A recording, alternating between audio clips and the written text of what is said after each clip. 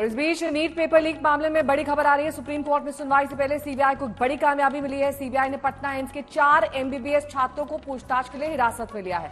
ये बड़ी कामयाबी इसलिए मानी जा रही है क्योंकि हिरासत में लिए गए छात्रों पर पेपर को सॉल्व करने के आरोप में सीबीआई ने पकड़ा है। पटना एम्स में पकड़े गए छात्रों में 3rd ईयर का छात्र चंदन सिंह है जो सिवान का रहने वाला है। दूसरा आरोपी छात्र है कुमार शानू जो पटना का रहने वाला है। तीसरा छात्र राहुल आनंद जो धनबाद का रहने वाला बताया जा रहा है। चौथा छात्र करण जैन अररिया का रहने वाला है।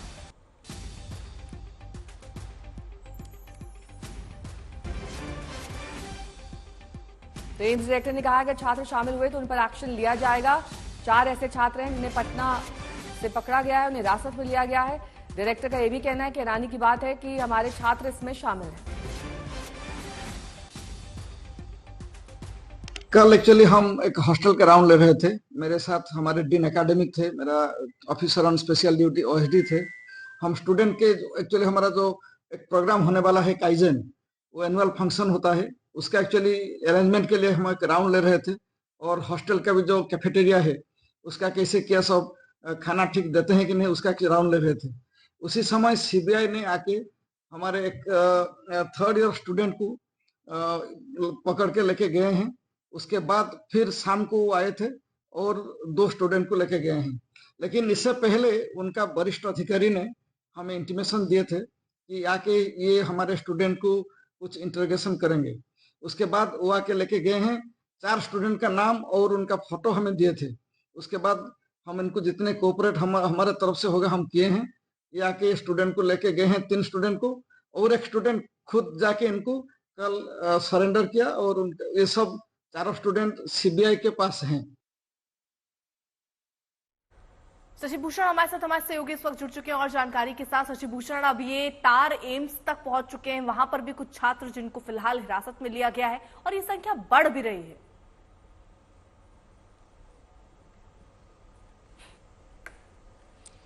बिल्कुल, देखिए चौंकाने वाली बात है अर्पिता। लेकिन सुबह भी मैं जब जुड़ा था लाइव में आपके साथ तो मैंने बताया था कि सबसे पहले हमने ये बताया था कि रॉकी जो है उसको सॉल्वर के तौर पर नेटवर्क डेवलप करने के लिए सॉल्वर का जिम्मेदारी दी गई थी। और जो एम्स पटना के निदेशक हैं, कार्यकारी निदेशक हैं जीके पॉल जी, इस वक्त हम उनके साथी हैं और जीके पॉल जी हमारे साथ जुड़े हुए हैं। सर, आप लोगों के लिए भी कितना ये सरप्राइज करने वाली बात रही कि आपके ये स्टूडेंट जो हैं वो इस तरह के नेटवर्क में सीबीआई ने इनको ट्रैक करने के लिए आपसे अप्रोच किया? हमारा एम्स पटना फैमिली पूरा शॉक में है।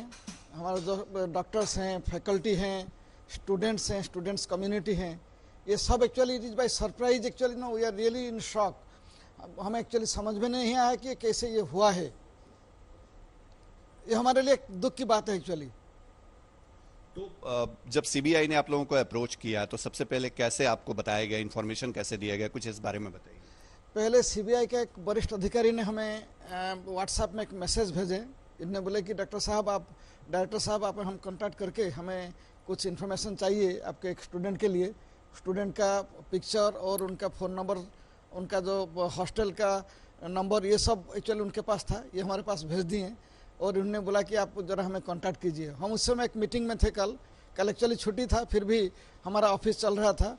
उसके बाद हम इनको बोला कि हम मीटिंग के बाद आपको कांटेक्ट करेंगे। मीटिंग के बाद हम उनके जो कांटेक्ट किए, इन्होंने बोले कि ऐसे एक जो नीट का जो पेपर लीक का जो काम हुआ है, इसमें आपका एम्स पटना का एक स्टूडेंट है, उसका नाम एक्चुअली बोला चंदन सिंह। तो वो चंदन सिंह इसमें इन्वॉल्व हो सकते हैं, हम इनको इंटरोगेट करेंगे। उसके बाद हम हॉस्टल राउंड ले रहे थे, स्टूडेंट्स का हॉस्टल मेस राउंड। उसी समय वो उनका जो इंस्पेक्टर वो इधर थे, वो आए और स्टूडेंट्स को लेके गए।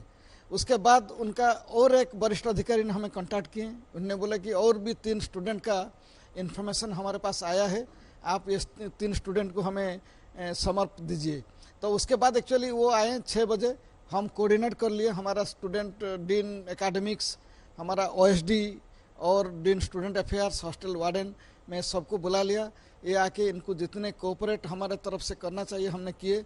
और इसमें से 2 स्टूडेंट को लेके गए और एक स्टूडेंट उसी समय हॉस्टल में नहीं था। स्टूडेंट जाके इनको रिपोर्ट किया शाम को। कुल 4 स्टूडेंट आपके जो हैं वो सीबीआई पूछताछ के लिए उनको लेकर के गई है, जैसा आप बता रहे हैं। 4 स्टूडेंट को सीबीआई लेके गया है। अच्छा सर, ये बताइए, ये जो स्टूडेंट जिनको जुड़े होने की बात कही जा रही है, इस तरह से जो सीबीआई जिनसे पूछताछ कर रही है, इनका ट्रैक रिकॉर्ड कैसा रहा है? कैसे स्टूडेंट ये रहे हैं? चूंकि थर्ड ईयर के 3 स्टूडेंट हैं और एक सेकंड ईयर का स्टूडेंट का है।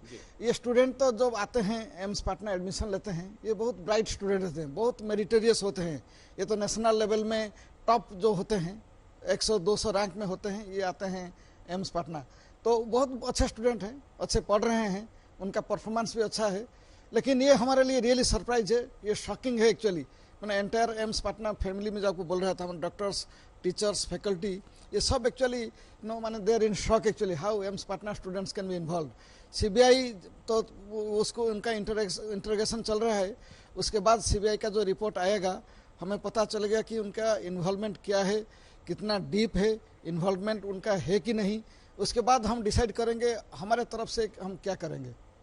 लेकिन जो पटना एम्स में स्टूडेंट पढ़ते हैं उनको लेके एक सवाल है कि क्या उनको बाहर के लोग अप्रोच इजीली कर सकते हैं? इस तरह के जो माफिया नेटवर्क, मतलब कैसे संपर्क में आ जाते हैं स्टूडेंट? क्योंकि पढ़ाई तो बड़ा, एमबीबीएस की पढ़ाई बहुत टफ होती है, बहुत समय मिलता नहीं है। तो ये सवाल भी जहन में आता है कि या तो पैसे का लालच हो या जो चीजें हों, तो कैसे ये कनेक्टिविटी हो कैसे सकती है? आशंका आपको क्या लगती है? एम्स का जो पढ़ाई होता है तो पूरा टॉप लेवल का हमारा जो सिस्टम है, exam system, teaching system, systematic जो कोर्स करिकुलम है, बहुत टॉप है। एम्स का जो करिकुलम ये मैंने देश का बाकी सारे मेडिकल कॉलेज से भी बहुत बेहतर करिकुलम है। इसमें से बच्चों को बहुत मेहनत करना पड़ता है। They actually study very well and very tough. Our system is very tough actually. तो इसीलिए मुझे ये लगता है बाहर का जो आदमी इनको जो कांटेक्ट में आए हैं, ऐसे तो आने के लिए हमारा ऐसे कुछ नहीं है कि हम इनको बाहर के लोगों को कांटेक्ट करने के लिए मौका देते हैं। लेकिन ये तो एम्स का जो कैंपस है, बाहर से बहुत लोग आते हैं, पेशेंट आते हैं, मरीज आते हैं, पब्लिक आते हैं। अगर कोई आके इनको कांटेक्ट किए हैं ये तो हम बता नहीं पाएंगे। लेकिन मैं एक बात ज़रूर बताऊंगा, पैसा का लालच हो सकता है, लेकिन एक्चुअली मैं तो actually personally I am really shocked actually how my students are involve in such kind of activities. हम आपको ये बताएंगे कि ये जो न्यूज़ आया है इसके बाद हम एक बेहतर काउंसलिंग स्टूडेंट्स के लिए हमारा चलता है रेगुलरली। और इस बीच नीट पेपर लीक मामले में सुप्रीम कोर्ट में सुनवाई शुरू हो गई है। उससे पहले सीबीआई को एक बड़ी कामयाबी मिली है, जो हम आपको बता रहे थे कि कैसे 4 एम्स के स्टूडेंट्स को हिरासत में लिया गया है। मास्टरमाइंड के करीब पहुंचने में एक बड़ा कदम माना जा रहा है। एम्स कनेक्शन भी अब इसमें सामने आ गया है। लेकिन अब सुप्रीम कोर्ट में जो सुनवाई शुरू हुई है, दरअसल एनडीए के नए हलफनामे को लेकर भी है, और सभी जो अर्जियां हैं उन्हें अब कंबाइन कर दिया गया है, जिस पर अब सुप्रीम कोर्ट आज सुनवाई कर रहा है। संजय शर्मा हमारे साथ, हमारे सहयोगी इस वक्त जुड़े हुए हैं। संजय, सुनवाई शुरू हो चुकी है, किस तरीके की दलीलें दी जा रही हैं?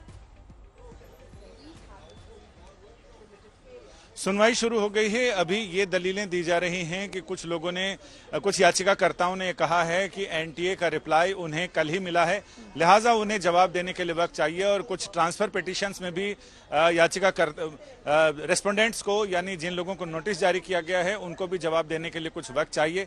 कोर्ट ने कहा कि जो रिटर्न सबमिशन है वो दिए जा सकते हैं। सुनवाई अभी आगे चल रही है। इसके साथ ही संजय, हम सुबह भी बात कर रहे थे, ये जो नया हलफनामा है, क्योंकि शुरू में तो एनटीए ने पूरी तरीके से इसको डिनाई कर दिया कि कोई धांधली नहीं हुई है। अब हलफनामे में वो क्या कह रहे हैं? क्या इसमें भी वो ये कह रहे हैं कि सब कुछ पारदर्शी तरीके से किया गया, कोई धांधली नहीं हुई? क्योंकि देश भर में इतने सारे लोग गिरफ्तार किए जा रहे हैं, हिरासत में लिए जा रहे हैं, इस फैक्ट को कैसे डिनाई कर रहा है एनटीए? इसे मुझे लगता है कि सीबीआई जिस रास्ते पर, जिस लाइन ऑफ इन्वेस्टिगेशन पर चल रही है, उसको देखते हुए तो लगता है कि उन्हें पेपर लीक करने के आरोपियों के साथ साथ एनटीए के साथ भी जूझना पड़ेगा। क्योंकि एनटीए ने अपने हलफनामे में जवाब में यह कहा है कि कोई ऐसा सिस्टमेटिक फेलियर नहीं है और बहुत ज्यादा इफेक्ट करने वाला लीकेज नहीं है। कहीं ऐसे छोटे मोटे लीकेज हुए हैं जिसकी लीकेज के जो आरोप हैं उसकी जांच चल रही है। जांच की रिपोर्ट आने के बाद ही पता चलेगा कि लीक हुआ भी है या नहीं हुआ है, या हवा में बातें की जा रही है। तो कुल मिलाकर ये मामला तो ऐसा लग रहा है कि एनटीए और सरकार और सीबीआई इन सब अलग अलग दिशा में आगे बढ़ रहे हैं। सरकार और एनटीए लगातार ये कह रही है कि ऐसा कोई लीकेज नहीं हुआ, सिस्टमेटिक फेलियर नहीं हुआ जिसकी वजह से पूरी परीक्षा की पवित्रता पर आंच आ सके। कई छोटी मोटी चीजें हुई हैं जिसे दुरुस्त किया जा रहा है। अब यही सारी दलीलें कोर्ट में भी दी जा रही हैं। अब ये देखना दिलचस्प होगा कि कोर्ट में सुनवाई फाइनल नतीजा क्या आता है, बीच का रास्ता कुछ निकलता है या फिर दोबारा परीक्षा की नौबत आती है। कोर्ट पहले भी पिछली सुनवाई में ये बता चुका है कि अगर परीक्षा की पवित्रता पर व्यापक रूप से आंच आने वाली होगी तो दोबारा भी परीक्षा का आदेश देने से कोर्ट नहीं हिचकेगा। लेकिन एनटीए का कहना है कि समग्र रूप से परीक्षा की पवित्रता पर किसी तरह की कोई आंच नहीं है और फिर से एग्जाम कराने की जो मांग है कुछ याचिकाकर्ताओं की, अगर इस पे अमल किया जाए तो 25 लाख से ज्यादा स्टूडेंट्स के लिए फिर से परीक्षा का आयोजन करना ये बहुत ही मुश्किल काम होगा और साथ ही देश के भविष्य यानी युवा पीढ़ी जो 25 लाख से ज्यादा लोगों ने इम्तिहान दिए हैं उनके भविष्य के साथ खिलवाड़ होगा। जी, आप नजर बना रखिए, आगे भी आपसे अपडेट लेंगे। तो देखिए, नीट पेपर लीक मामले में सुप्रीम कोर्ट में कुछ ही देर बाद मतलब अब सुनवाई शुरू हो चुकी है, लेकिन उससे पहले सीबीआई को बड़ी कामयाबी मिली। सीबीआई मास्टरमाइंड तक पहुंचने के करीब पहुंच गई है। नीट मामले का अब एम्स कनेक्शन भी सामने आ गया है। सीबीआई अधिकारियों ने पटना एम्स के 4 एमबीबीएस छात्रों को हिरासत में लिया, जिस पर इस मामले में शामिल होने का इल्जाम है। उनके पकड़े जाने के साथ ही पेपर लीक किए जाने से लेकर अभ्यर्थियों तक पहुंचाए जाने की तस्वीर कुछ हद तक साफ हो गई है।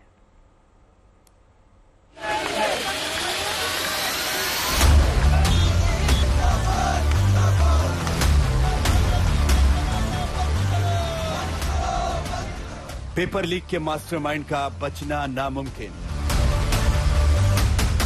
पटना एम्स से नीट पेपर लीक का कनेक्शन। रॉकी के मददगार एमबीबीएस छात्रों पर कसा शिकंजा। पेपर लीक गिरोह के सॉल्वर्स तक पहुंची सीबीआई।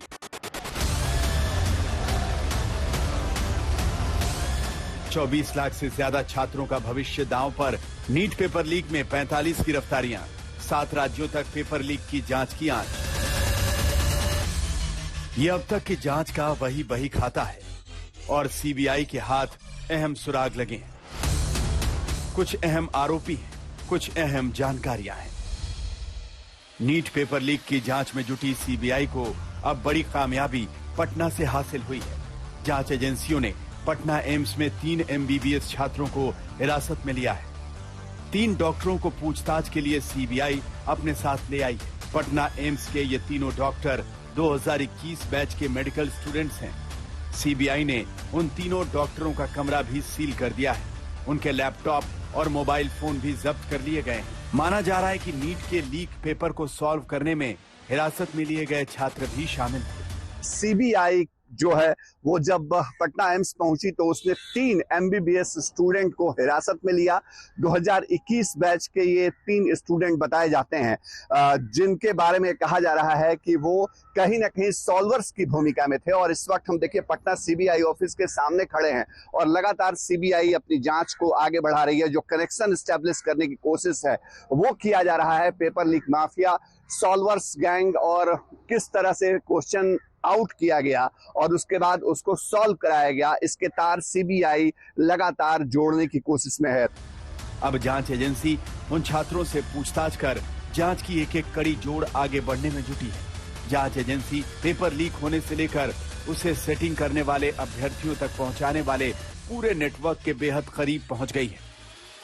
जांच एजेंसी ने 3 दिन पहले ही इस मामले में सबसे अहम किरदारों में से एक पंकज सिंह को पटना के दीघा से गिरफ्तार किया। पंकज सिंह वो शख्स है जिसने पेपर लीक किया। एनटीए के ट्रंक को खोलने और सील बंद पेपर को निकालने का आरोपी पंकज ही है। ऐसे में सवाल है कि पंकज ने कहां पेपर लीक किया, कैसे लीक किया और किसे भेजा, किससे पेपर को सॉल्व कराया, किससे सेटिंग वाले अभ्यर्थियों तक पहुंचाया। ऐसे कई सवाल हैं, तो इन सवालों के जवाब के लिए पेपर लीक का ये पूरा रूट समझिए। अब तक की जानकारी के मुताबिक पंकज ही वो आरोपी है जिसने हजारीबाग के रास्ते में परीक्षा के पहले नीट एंट्रेंस एग्जाम के पेपर को ट्रंक से निकाला। पंकज के साथ उसकी मदद के लिए राजू था। स्कूल प्रिंसिपल एहसानुल हक को पेपर मिला। उसने पटना में संजीव मुखिया को पेपर भेजा। संजीव मुखिया ने अपने बेहद भरोसेमंद रॉकी को वो पेपर भेज दिया। रॉकी पर एमबीबीएस छात्रों से पेपर सॉल्व कराने की जिम्मेदारी थी। उसने अपना काम बखूबी निभाया और फिर चिंटू को भेजा।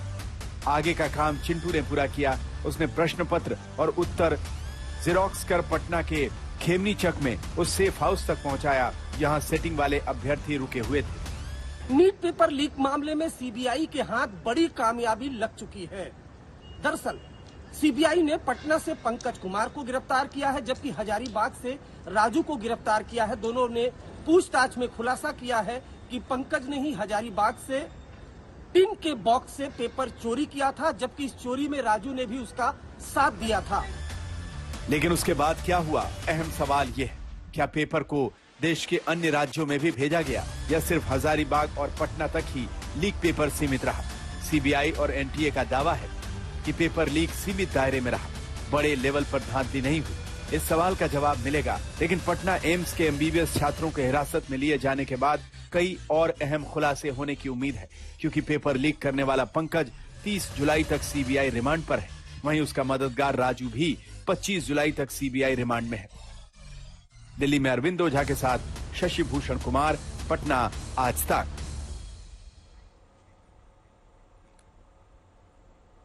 तो सुप्रीम कोर्ट में आज नीट को लेकर सुनवाई हो रही है। 40 से ज्यादा अर्जियों पर ये अदालत में सुनवाई हो रही है और अभ्यर्थियों की तरफ से दायर अलग अलग याचिकाओं में परीक्षा रद्द करने, फिर से परीक्षा लेने और धांधली की जांच की मांग की गई है। वहीं एनटीए की तरफ से तमाम हाईकोर्ट में दाखिल अर्जियों को सुप्रीम कोर्ट में ट्रांसफर करने की मांग की गई है।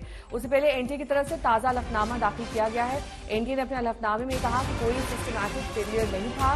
बिहार में पेपर लीक की खबरों पर एनटीए ने कहा कि जिन घटनाओं का जिक्र किया जा रहा है उनकी जांच चल रही है। बिहार की घटना एक आपराधिक गतिविधि है।